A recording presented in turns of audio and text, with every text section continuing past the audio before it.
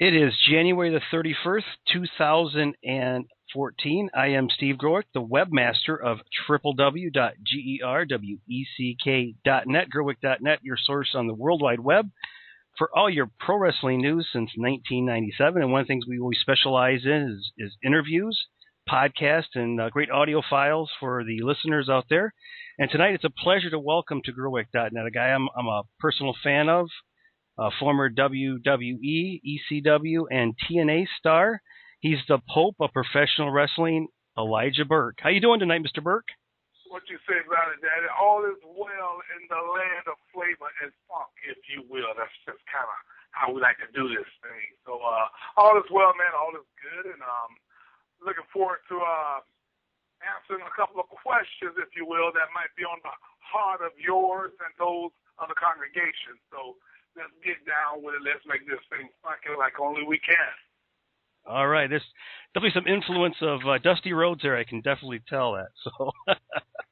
Well, I always tell folk that, there's two people that birthed Elijah Burke into the business of professional wrestling, and one is Jim Cornette, him and Danny Davis, the grandfather, if you will, of OVW. That's what I like to refer to them as. And when it comes to a national scene, that'd be the American Dream, Dusty Rhodes, not just by his personal influence, but Dusty himself was hands-on with Elijah Burke and played a big role in getting him up there when I first burst onto the scene with Sylvester Turkai Daddy. So, yeah, it's going to be getting funky. Getting funky, if you will. His handprint is somewhere on the Pope, Elijah Burke, if you will. I almost went back to TNA for a second. Let me stop reading. Go ahead, Daddy. Okay. Well, let's talk first about since leaving TNA. You left TNA January of last year. What have you been up to? I know one of the things you did accomplish since leaving TNA is that you went down to OVW and took the television title from Flash Flanagan. So other than OVW, what have you been up to? Well, since I left TNA, I've done appearances here and there. I've done a couple of conventions, and I've been to, several indie organizations, which you will have to follow the ElijahFresh.com or follow me on the Black Pope on Twitter, or, I always do updates for my fans on Facebook as well. That's Facebook.com, Elijah Burke. So I've been taking my shows here and there, when it appears to be worthwhile, if you will. Pope has never, I didn't grow up on the indie scene. So when it comes to going out and doing indie shows, wrestling for some of these promoters or people who consider themselves promoters, it's all about everything falling together, all the pieces of the puzzle fall in the right place, and Pope gets out there and he do his thing. I just got back from New York, as a matter of fact. Went up there and did a show for big-time professional wrestling. I believe that's the name of their show up there, and had a great crowd, and had a great performance, and had a great night overall. So pretty soon coming up here, I'm going to join with TCW, which everybody probably knows Matt Riviera, and I'm going to do the Legends of Mid-South on Wrestlemania weekend, but I'm sure we'll get to all that a little bit later. Cool. Let's go back a little bit with TNA. What happened there at the end of TNA? And I think the question that a lot of people ask is, why aren't you in TNA currently? Well, Daddy, again, I'm sure somewhere down the line here in this interview we'll touch on this whole Punk WWE thing. I mean, it almost similar, it's the same thing, and it then boils down to what worked best for Elijah Burke, per se, at that time. And my time was coming up. I was filming a movie, Django Unchained. It's probably one of the things that I've shared with folk most that kind of left a bit of taste in folks' mouths. But I was doing Django Unchained. Had a great role in that film, not just the role that I thought I was going to have with The Dark Knight that ended up being nothing, but I had a great role in that film, and I needed some time to finish up my job on it, and I had to come back to work, which rightfully so.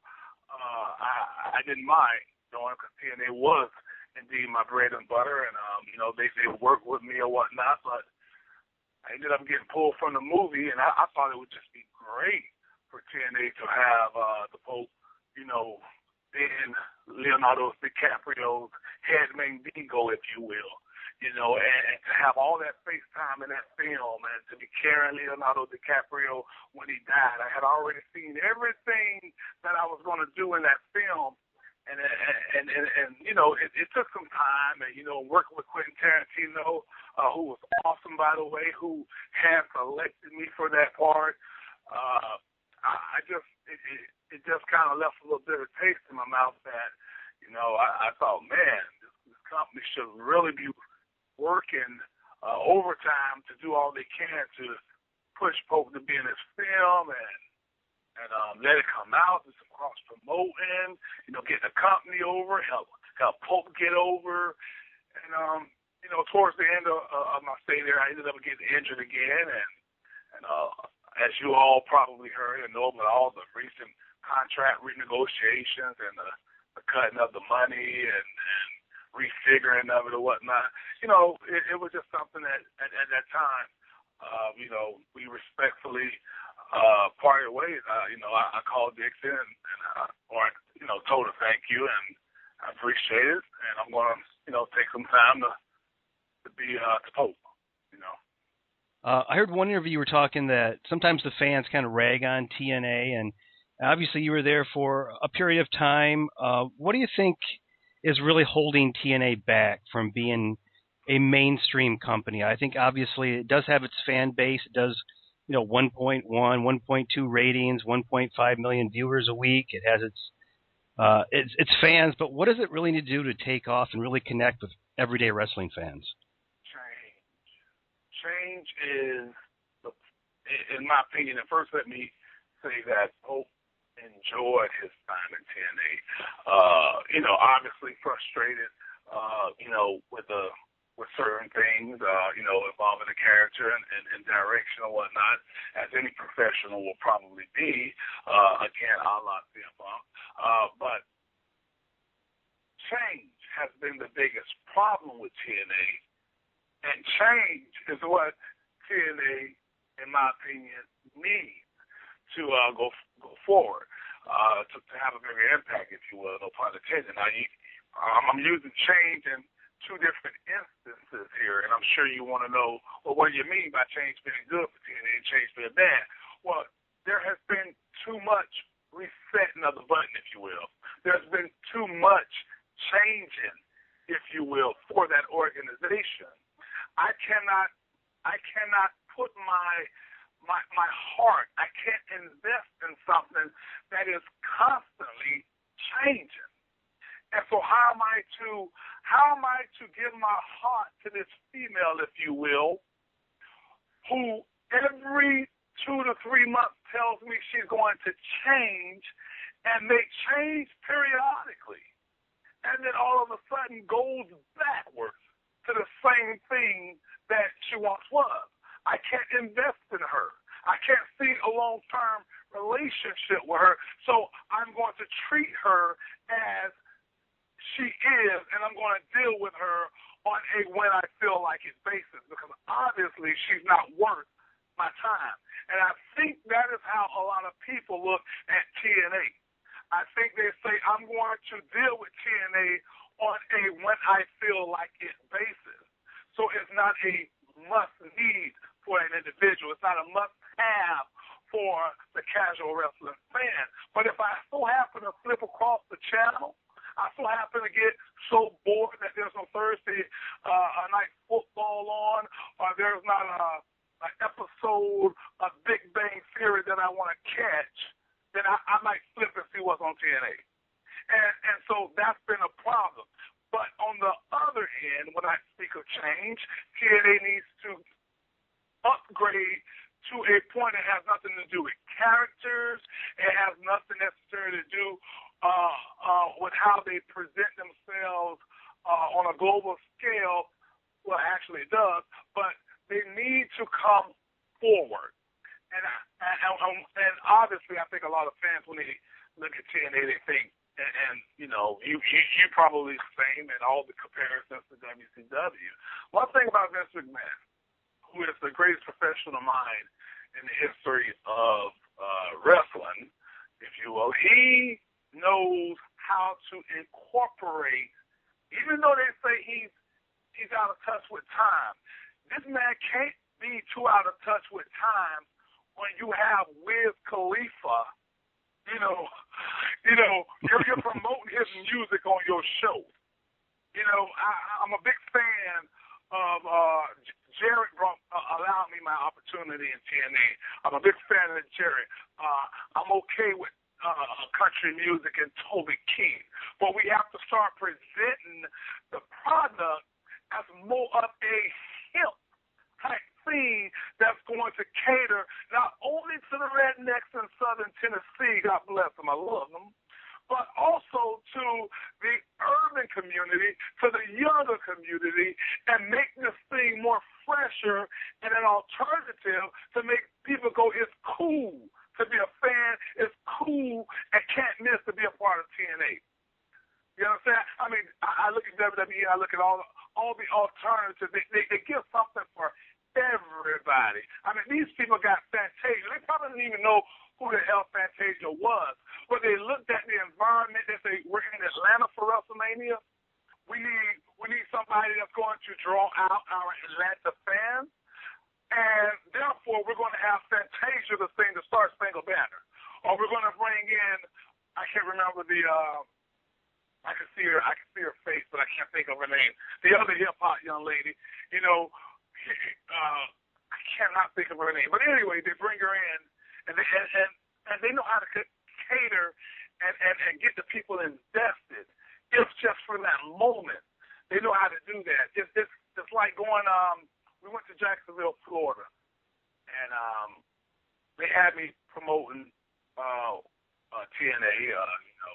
I got my law enforcement background there. I was over as a amateur boxer there in the tough man scene, 3 years. Everybody kind of knew me, so I promoted it. I was they did a front page on me, the news, local news, wrestler comes home, returns home, and they do all of this.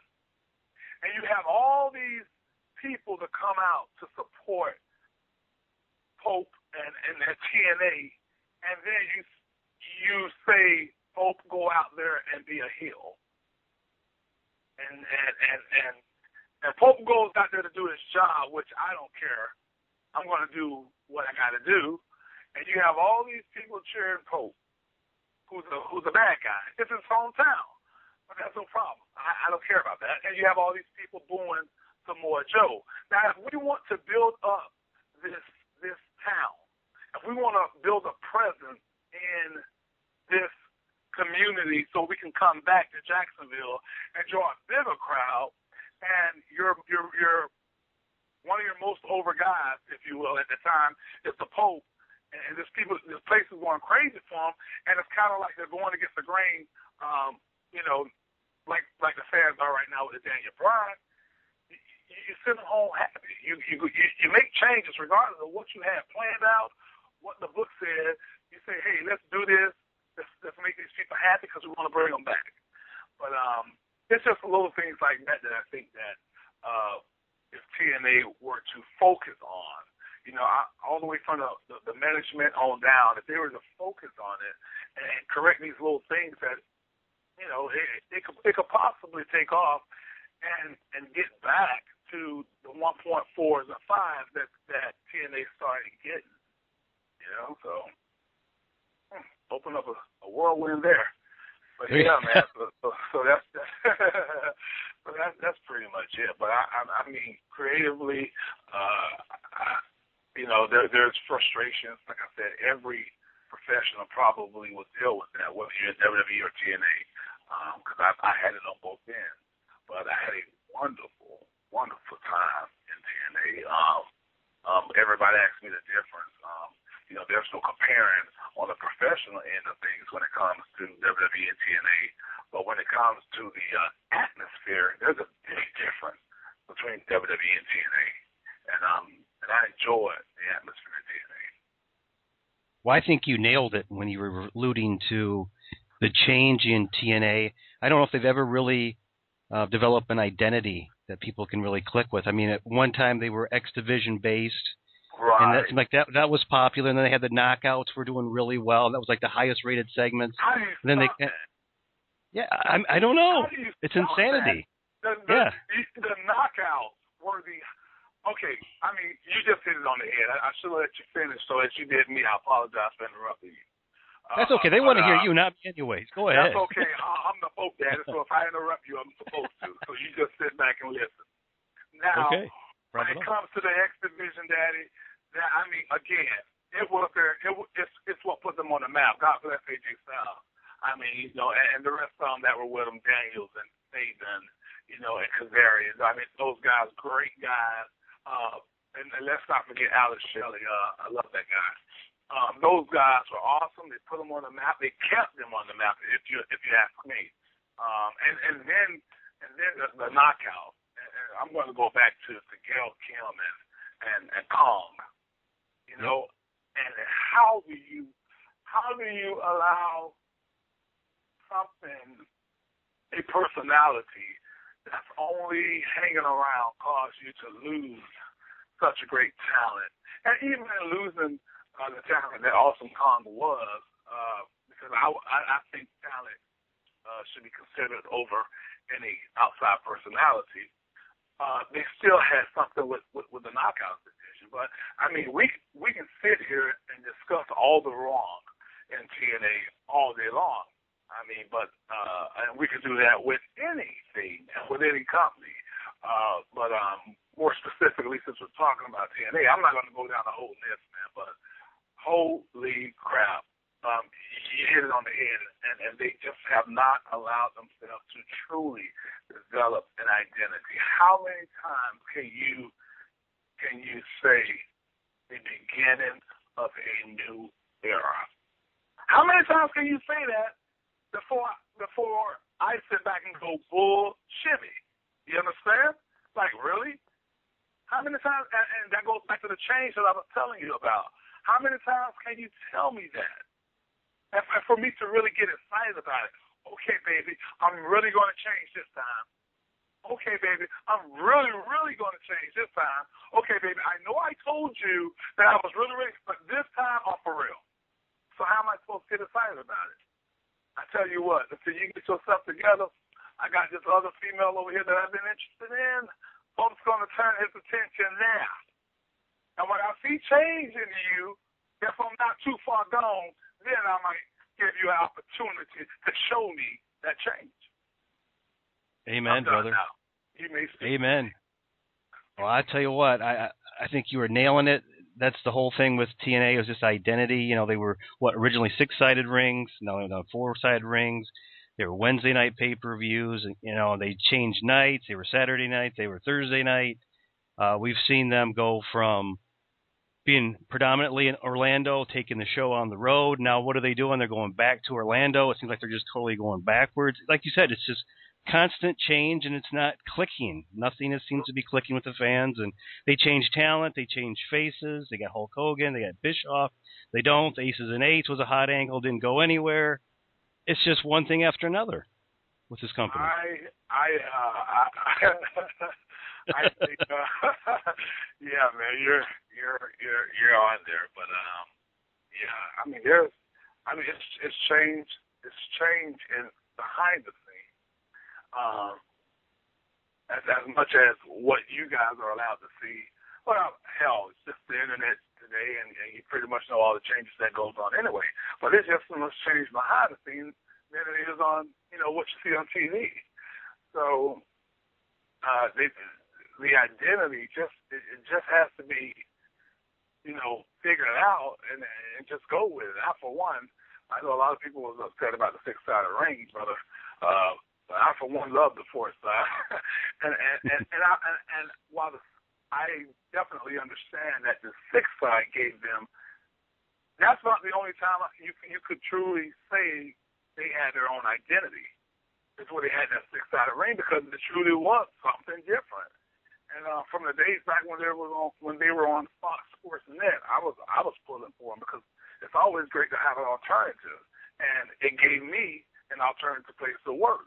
You know, I was watching them before I won a European tour when they caught fire during the pay-per-view. I think they should have, you know, it's okay to try and experiment or whatnot. You have to take risks. Every business has to take certain risk in order for it to grow. And TNA, and to her credit, Dixie Carter, has taken those risks. But in taking risks, I'm one who likes to know that if I'm going to jump over, leap from one ledge to another ledge, I'm going to make sure that there's enough ground under me that's not too far down that's going to protect me, or there's going to be some inflatable crash pad that if I do not make it to the other side of that ledge, I will not hurt myself in the process, and you know, I have a safe landing. And so I would have preferred for TNA. I know going on the road was something big, and that was something that Hogan pushed for a lot, and rightfully so. You know, he pushed for it a lot. But you know, Dixie, knowing the purse, knowing the cost and everything, you know, she held off from it for a while. But then when they finally got to the road, and I think the money. The money was you know, taking a hit, and then you lose Hogan in the process. You know, but I personally would have loved for them to stay with the model that they had. You know, your home base is out of Orlando, Florida. Stay there. This is me now. This is both. Stay in Orlando, Florida. Continue your home show from Orlando, Florida, and just do specials outside of Orlando, Florida. You know, and if they take that approach or had taken that approach, they were doing the pay-per-views outside, and that was working well. That was working great. And you take the pay-per-views outside of Orlando, and then you do certain specials outside of Orlando, you know. And after a while, when you're able to put butts in seats, and able to fill up those venues. I mean, because there are times we did the pay-per-view that people didn't even know that there was a pay-per-view in town. So think about doing it every other week. And you go into these shows, and there are people, AJ Styles said it best, I'm staying at a hotel right across from the venue, and the hotel staff didn't even know that there was a wrestling event in town. So think about trying to do that every other week. You know, and so that's always been one of TNA's flaws, which was the promotion part of it, the promoting part in town.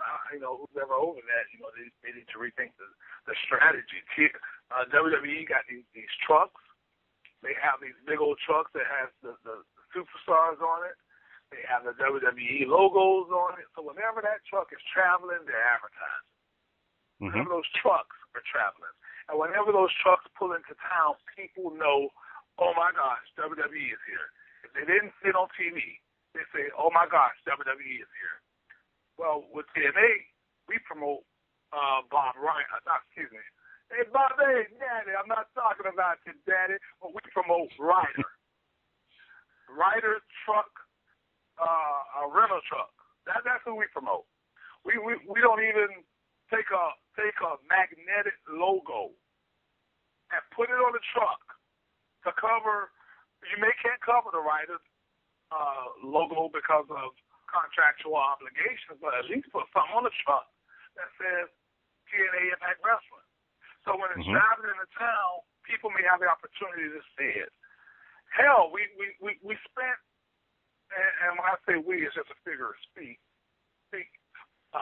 But when we spent millions of dollars on an acquisition of Hulk Hogan, which, you know, and Eric Bischoff, which, you know, may or may not pay it off for them. Can we take a couple of thousands of dollars, you know, maybe 20, 30, 40, 50, I don't know, and buy 2 semis and paint it up and put your Impact Wrestling on it and let those trucks be be based out of wherever, whether it's Nashville or whatnot, and let that truck and those trucks drive everywhere like WWE trucks do? Is the maintenance too much? Is it going? I don't know, but I mean, when you look at it, I mean, Dixie has a plan. Maybe it's cheaper for them to do it with constantly, keeping a writer in business and promoting his company. Whoever the guy is, I'm sure he's loving the benefit of it. That's right. I mean, I would. Hey, yeah. Sure. Yeah. Come to me. I got plenty of trucks for you. I booked the traveling, so promote me. Sorry. Exactly. Right? That was one of the things that really always made me mad. And then finally they did make one improvement, and that was that, at some point throughout my tenure there, they started changing the signs out front, the electronic signs in front of the arena, and making sure that TNA was in there, because there were plenty of times when you pulled up to these arenas and they were, hey, Garth Brooks is coming or Taylor Swift is in town, and you saw nothing about Impact Wrestling, and we were wrestling that day. Hell, we were wrestling in a couple of hours. So they made some changes, and some have been apparent, some not so apparent, and hopefully the new era that's taking place, maybe it'll be one that takes them to another decimal point in the race. One of the common criticisms of TNA is they would always hire former WWE superstars, and of course, you're one of them. But last night they actually have the storyline where they have a mystery investor, which I don't know if that makes a lot of sense from a private company. It's not a publicly traded company like WWE, but they have this mystery investor. So suddenly he comes up, and who is it? It's MVP, a former WWE superstar. So it's like some things never change in this company. You got some change, but then you got one of the biggest criticism is, former WWE superstars, and who is the mystery investor? Wow. A former WWE superstar. Wow. Go figure, right? I had not, wow, well, I didn't know that, good to hear he's back, for him, but, right. you hit the nail on the head when you said, hey, you're a privately owned company, you're not publicly traded, you're a private company. We know, right. Dixie owns it, and how can you have a private investor? Right. It makes no sense. Well, it's one of the things where in today's man, we're about to get to the CM Punk thing really fast, because in today's wrestling environment, today's world of wrestling, if you will, the fans are on the inside now, and we have to figure out a way to make the inside out, if that makes sense. What once was out is in, and what once was in is out. We got to find a way to reverse it, not just the term to work the fans, but we got to find a way now. How do we make sense? Because we can't insult your audience. And TNA's, for the most part, they're ground-based, which I really think has been hurt. But the fans that have stuck by them from day one, these people, a lot of them are on the internet. Most of them are on the internet, and they know what's going on, and you just can't insult the fans. And yes, it is storyline driven. Yes, the fans know that. But in doing so, write me a story that makes sense. Don't. You can't write me a story right now of a little wooden boy who knows grows when he lies, because I know better. I know that. But at the same time, you can do so if that's what your audience want. And I don't think TNA audience want that anymore. They want a more realistic product. They want something. And TNA was doing that for a while, in my opinion. They were doing that for a while, and then we tried to become a little more entertaining, if you will. And one thing about up north, from social media, I do know about everyone thinking about this whole CM Punk thing, and whether it's a work and whether it's a shooting and whatnot. Well, let me say this, and then I won't touch on it anymore unless you go there. But let me say this: the fans, as I said, are so in tune and in touch and so invested in not just TNA or more so WWE, but they're invested in being knowledgeable about what goes on behind the scenes. So any and everything that could be a surprise is often not a surprise, and many feel that, and for some it lessens the impact that such may have on an audience because it is quote-unquote spoiled. So when something really needs to have an impact, sometimes, again, going about making the inside out, sometimes everybody that's on the inside has to be left out. This is how so many people felt, and this is how the CM Punk angle, the pipe bomb, this is why it works so well. Because everybody on the end was out. And so they thought, and all of the wrestling fans thought, that CM Punk went out and went rogue on Raw.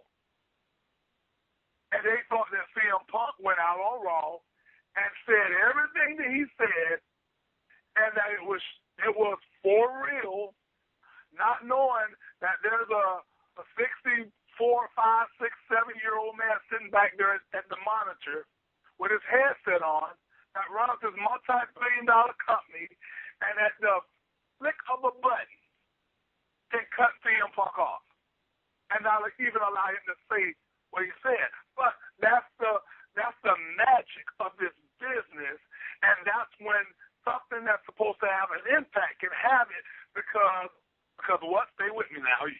I'm trying to teach you something here, Steve. Stay with me. Everybody that was on the inside was what? Everybody that was on the inside, Steve, was left out. So only a few people knew that, and that was probably Vince, Triple H, and Stephanie. Only a few people knew that CM Punk was going to go out and drop that pipe bomb. Make sense? Right. And so that's that gave fans something real to them. It gave them something real, and everything today that's going to have a major impact. Not everything, but a lot of things that can have a major impact on wrestling have to be presented as real. And to do so, you keep everybody on the inside out. So therefore, when it comes to this whole CM Punk thing, in case you want to go there down the line, I want to answer it right now. I say wait and see what happens, because Shawn Michaels took his ball and went home. Stone Cold took his ball and went home. And they all came back. Okay. So whether it's real, whether it's a work, just sit back and enjoy it and see what happens. I know one thing, there's a big old buzz going on about it. So it's not just getting CM Punk a lot of attention. It's getting WWE a lot of attention as well. Whether it can be perceived as good or bad, Daddy, they are talking. And that's the bottom line. That is the question, because you just had a former world champion return in Batista. They built him up. The animal returns. He comes in and he wins the Royal Rumble. He's going on to headline WrestleMania. Looks like, at least as of right now, he's going to take on Randy Orton at WrestleMania, a match we've already seen. Fans are not really excited about this. Suddenly, the next day, CM Punk says, I'm going home. I'm frustrated. And that's the buzz. Everybody's talking, is this a work? Is what's really going on? Can he walk away right now? Can he miss a WrestleMania paycheck? Right. But he wasn't frustrated. He wasn't frustrated just 18, 20 hours before that, when he spent over 50 minutes in the Royal Rumble and probably had already known the outcome of the match. Kevin Nash said it best. Hey, I knew Daniel Bryan wasn't going to win because I looked at the board backstage. So, people saying, hey, he probably got mad because Batista, won the Royal Rumble. I mean, he knows the plan. Everybody knows the plan. If you're there, you know the plan. So maybe he did get fed up with it. I'm not saying that he didn't, but I just rather just wait it out and see what happens. Obviously, we've heard this for a long time that wrestling doesn't have an off season. Every week you're a television character. You're on pay-per-view. You're on house shows. There is no break. The only time you get a break is if you get injured, and a lot of times when you're injured, they still want you in the storyline in some capacity. 52 weeks a year, you're on Impact, you're on Raw, you're on SmackDown. And I think part of CM Punk's situation is he's, burned out, but I think he's got these nagging injuries. Sometimes we hear when somebody's healthy, it's, yeah, okay, I'm healthy, but you're still hurting. I mean, right. You can't be whipped in, and you can't be dropped and not feel it every day. I'm sure I'm sure you can testify to that. And absolutely, Daddy. You get beat up, week after week after week, and sometimes you just need to go home and take a break. And a lot of guys are not afforded this opportunity. CM Punk is probably different, that he's made his money and he's not worried about job security. But there are other guys on that roster who would probably like to say, hey, Vince, can I have a couple of weeks off? Can I go home, play with my kids? And they don't want to do that because, you might go home and you may not come back. Right. Do you think for a second, with the return of Batista, that, okay, I got one of my top stars back. I love Dave, by the way. I might have to do a video saying leave Dave alone, but leave him alone. But I love Dave. Dave is such a cool guy, man, and I think that he's getting a lot of flack. A lot of flack, not flack with an F, for something he has no control over. I mean, if there's anybody out there that's going to aim fault at this man's way for him doing seemingly what CM Punk is doing, for him doing what he felt was best for him, and to take a break, because he was frustrated with the same company that CM Punk is frustrated with, and he walked away. Now, whether it's 3 months, whether it's 4 months, whether it's a year, whether it's 2 years, if CM Punk works out something and he comes back, I can seriously doubt that he's going to come back and be in the middle of the card. He's going to come back in a big angle, just like Dave did. And he's going to get pushed straight at top because it's just the way the business works. He's a former multi-time champion, and you're not going to come back to the middle. There's no way Dave should have came back to the middle. If they allowed Dave to come and God bless him. Good for him. I mean, Chris Jericho, God bless him. Good for him. Maybe these guys are being the trendsetters that this business needs in doing just that. What you said, hey, Vince, Triple H, let's give these guys some time off. And with Dave coming back, maybe it was, I'm just playing devil's advocate here, or not devil's advocate, but giving an alternative point of view. Maybe it's just, we got Dave back. Let's give CM Punk an out so he can take a break. And we'll bring him back right before WrestleMania, if that be the case. And if he's not going to be at WrestleMania, then maybe he walked out. But maybe it's a planned break, maybe it's not a break. But I think no fault of Dave coming back and getting a slot. He's a top tier player. He's a top tier player. I mean, I just don't know. Would this same argument be made a year from now, 2 years from now, or 6 months from now when CM Punk comes back and get on top? Will the same argument be made? I don't know. I think you nailed it right there in saying that these guys that take breaks, they come back. Yeah, as soon as they come back, they're going to be on top because they've been out of the limelight for so long. Dave Batista's been gone for a while. And suddenly, yeah, He's former world champion. Of course, he's not gonna want to come back and be a mid Carter. He wants to be on top. I mean, it's not going to happen. He's going to get back. I mean, Dave is what? Is it early 40s now? Yeah, Dave got CM Punk by 10 years. So yeah. Well, my point is, he's at the end. He's probably at the end of his career, Dave Batista. He's not going to be wrestling when he's 50 years old. Let's put it that way. Right.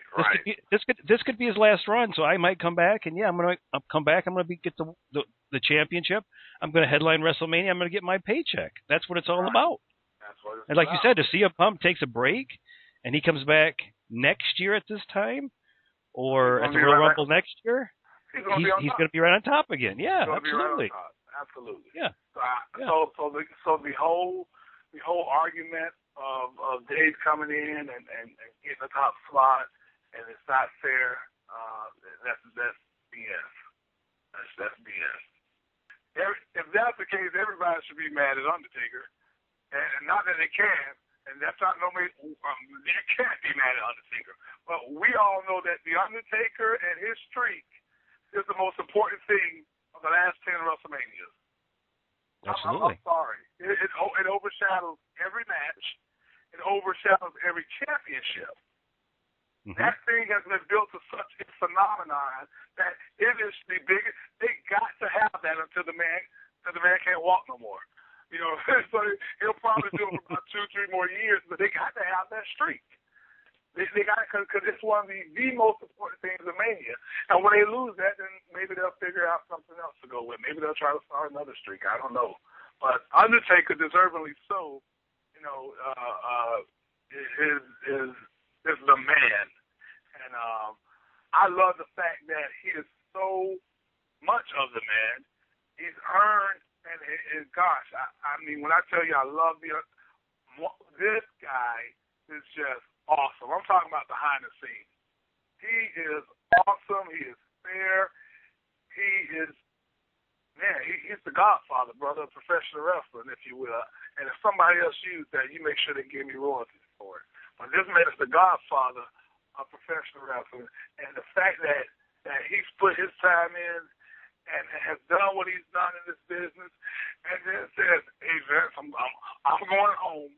This is what's going to happen. I'm going to start my family. Okay? I'm taking time off. I'll come back before Mania every year. And we'll do the streak. I dare anybody to say something about that. Right. Right. No, I know one guy who would have liked to have that schedule, and it's interesting that he's being rumored to finally go to WWE. I know a few years ago was Sting wanted that deal. He's like, yeah, I'll come in. Give me Undertaker's schedule. Give me a light schedule. Right. I'll come in. And, of course, Vince at that time, well, there's only one Undertaker. Right. There's only one Sting. So there's only I know you worked with Sting in the past. Do you think Sting is going to go to WWE at this time? Well, if Steve doesn't go, and I've talked to Steve a lot, again, at one point there was 3 people in this world that I wanted to meet. And I said in this world because ultimately one will be the Lord, Jesus Christ. But 3 people, Amen. 3 people right. physically would have been one. I would have loved to have met Michael Jackson. That was on my bucket list. I was going over there to see him too in the UK. 2 is President Bill Clinton, the first black president of the United States of America. Or excuse me, the first yeah, exactly, the first black president. And 3 was Sting. That is how much respect I have for this guy. Only to after my contract with TNA came up and I chose to walk away, only then did I get a picture with the man called Sting. Only then. I respected him so much. I worked with him, shared dressing rooms with him, changed beside him, never asked him for a picture or autograph or none of that. Only until after I stepped outside the TNA organization, I said, hey, let me get, let's get a picture so I can have this moment.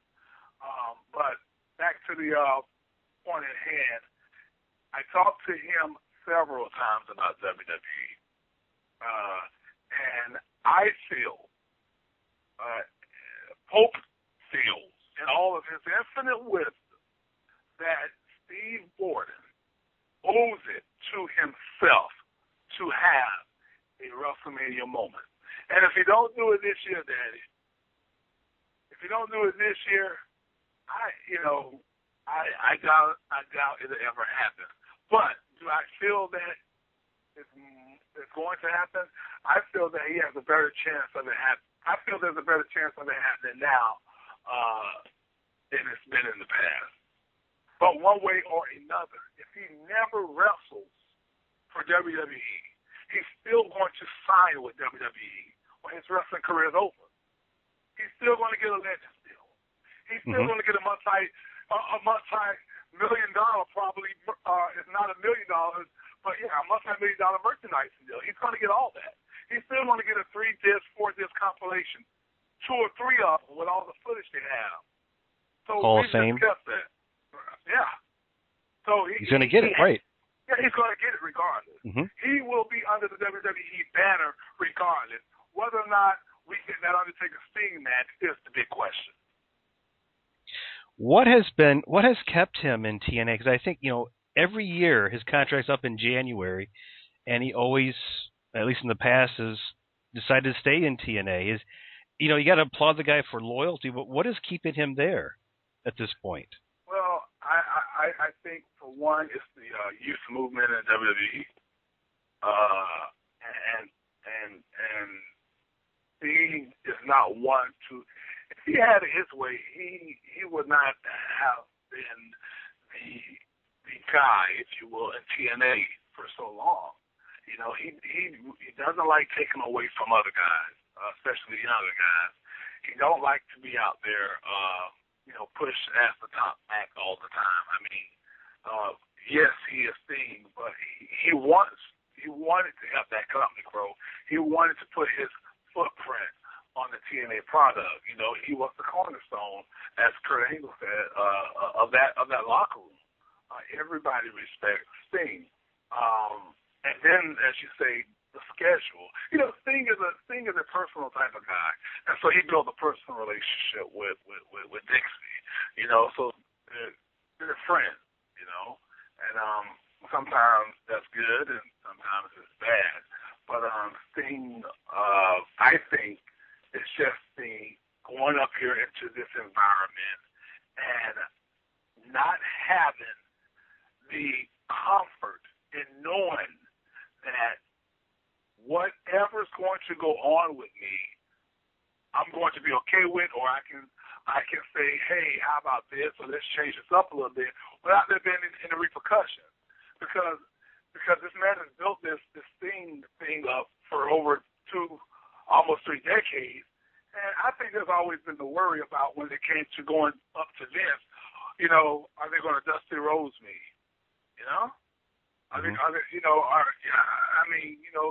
But Dusty Daddy was so good, and it didn't matter. You could put polka dots on him. You could put him in a doggone flamingo outfit, and Dusty would have still got over.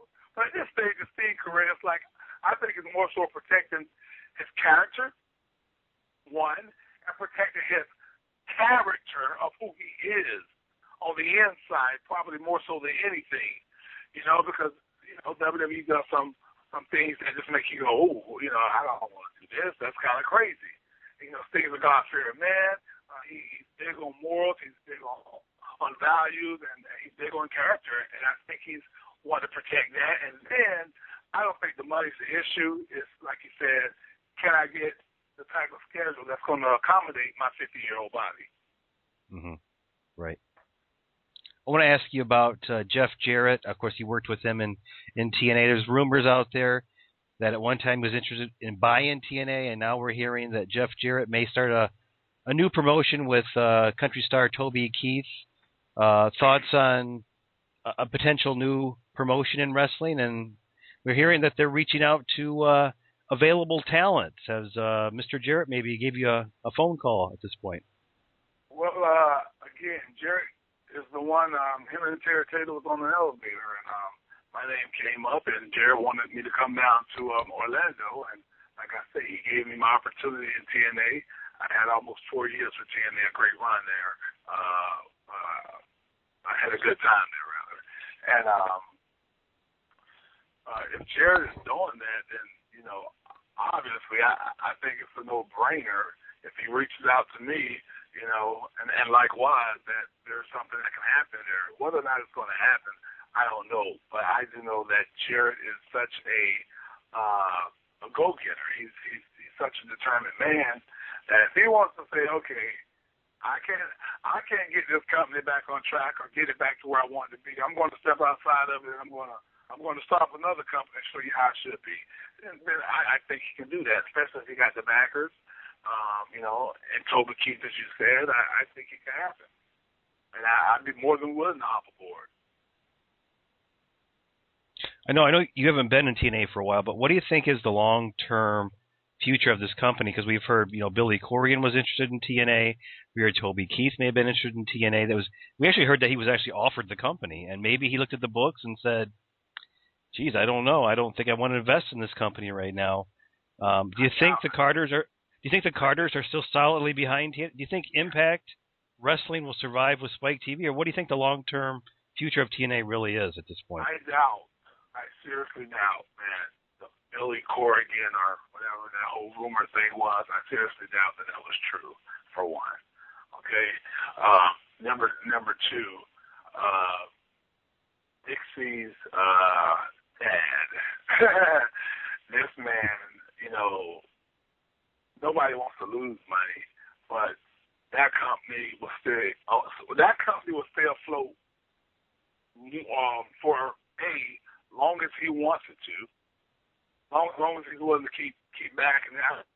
At one point, I do know, you know, Dixie started making their own money off the product. You know, they do really big overseas as it is, and actually does super well. And you know, you probably know better than WWE and a lot of the overseas markets. But one, it'll stay afloat as long as Dixie's father sees fit for it to, and two, being as long as Spike TV is on board.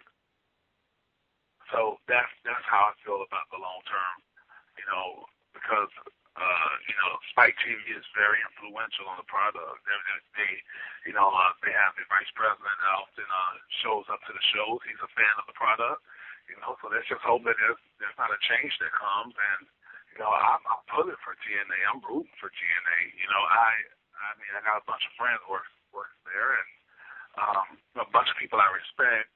So I hope that TNA, you know, grows more and expand and become a bigger product and a better product, more importantly.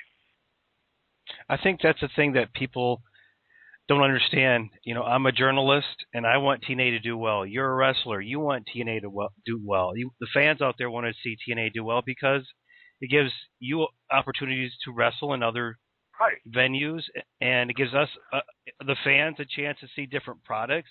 You know, journalists, I get to cover different promotions. You know, I get tired of WWE all the time, you know, because it's predominantly what we cover because it's the king of wrestling right now. But it'd be nice to see TNA really do well and really click with fans and give fans an alternative because, you know, there are disgruntled WWE fans out there, and they're looking at, going back to even WCW days, what happened to all that WCW audience? You know, I think a lot of them got disgruntled. They didn't go necessarily to WWF, and they were looking for this alternative product out there. So that was one of the same things that I was speaking of earlier when I talked about the change and recognizing your audience. I mean, WCW prime example when they started heading in their own direction, and you know, WCW was not just when the big boys played, but it was where the good old boys are. So they brought in Master P. They paid all that money for Master P to come in into a Southern network, if you will, connection. And this is not recognizing your audience. You got this big old rap group that comes in, and you want to make these guys faces over the Texas Rednecks, or whatever their name was. Rappers, crap guy. So right. Yep. So out of circumstances, immediately Master P and his soldiers became the heel. Because, hey, we're not into this rap crap. The majority of their audience, is Southern and just was not into rap. So that's one of the things about recognizing your audience. And I think TNA, if I could talk about Pope for a second, people were just clamoring. They were on board the whole Pope arrival. They were just aboard, and we were supposed to go somewhere with that, man. And again, change is good and change is bad. Change has to happen, but when the right time is there for a certain change to take place and go with it, they got to do it. And a lot of times that hasn't happened. So. Definitely, I'm definitely pulling for. I still pull for him. I mean, hell, I may end up back in TNA as well. I didn't leave on bad terms. It just what was best for me at the time, and we'll see what happens. Well, I got to ask you one question about WWE. We talked mainly about TNA, but WWE, your relationship with them, is the door open for a return? And ultimately, what happened with WWE? Why did they let you go at that time? Well, I was sidelined. I think everybody, I've been blessed and fortunate enough in this business not to have any major injuries. I suffered my shoulders in TNA, and those are probably about the biggest injuries I've had. The shoulder injuries. WWE, I was on the sideline. We were just starting the transformation into the Black Pope. And I got sidelined for a second, and the changing of the writers. It's when the Michael Hayes thing happened, and all the writers started getting switched around. Okay, I'm no longer working on this project. I'm working on this. We have to focus on this. And I just kind of got lost. And next thing you know, it was time to clean house, and that's when it was reported they needed to dump $20 million. It was reported, that is. I don't know how much of that was true, but I know at that time at least 15 wrestlers got released that Thursday of Friday, and I got released that Monday, I believe it was. So Johnny Ace had called me, and I was a huge fan of mine, of my work at least, and we're very respected with each other. I love Johnny. He's never. A lot of people said that he's this or that, but the man always shot straight with me, and he was the only one. Him and Arn Anderson, they continually pushed for me to become a babyface. They continually pushed for me, and you ever. Towards the end of my run in WWE, did you notice I stopped doing the outer limits elbow drop? I stopped doing that because Arn came to me and he said, "Okay, here's a Pope Arn Anderson impression. It's probably going to sound as bad as Homer Simpson trying to mimic Marge, but here we go. This will be a sound bite that's probably going to be all over the internet." But he goes, "Kid, I'm in here arguing with him. I'm trying to tell him, why are they going to kick my guy? That's a heel. Kid was doing all of his good stuff because he's outshining the babyface." So it was one of the things where I had to, I stopped doing a lot of my quote-unquote cool moves, stuff that was outshining the babyfaces that I would wrestle, or not necessarily outshine the babyfaces, but it was just too cool for a heel to do. And that's why I stopped with the outer limits elbow drop. Now today in the WWE, it don't seem like stuff like that matters because everybody's doing cool stuff. But I think the door for me to return is open. I've talked to a couple of people. I just spoke to an official yesterday, as a matter of fact. Now, not necessarily about a return, but about business. So there's definitely a opportunity there, I believe. I didn't leave on bad terms with them. It was by no fault of mine. Johnny H. said, we're cleaning the house, and they're not doing anything with you right now. They have nothing. They're not doing anything creatively with you right now, and you're one of the names that we're going with. That's what I was told, and that's what I believe to be true. So I definitely look forward to going back to the WWE. I'll tell you that much. Well, I think it's going to happen eventually. We're going to see you back with WWE or TNA somewhere down the line, and who knows? If Jeff Jarrett is serious and Toby Keith is going to invest money and back him, maybe we could see you in that promotion as well. We never know. I mean, the door's always open. And when I get there, I just don't want it to be 10 years from now, me coming down to go inside the ring for 1 or 2 minutes and get tossed out of the Royal Rumble. I want to come down like Bush or Luke or the Bushwhackers. So hopefully we can make that happen real soon.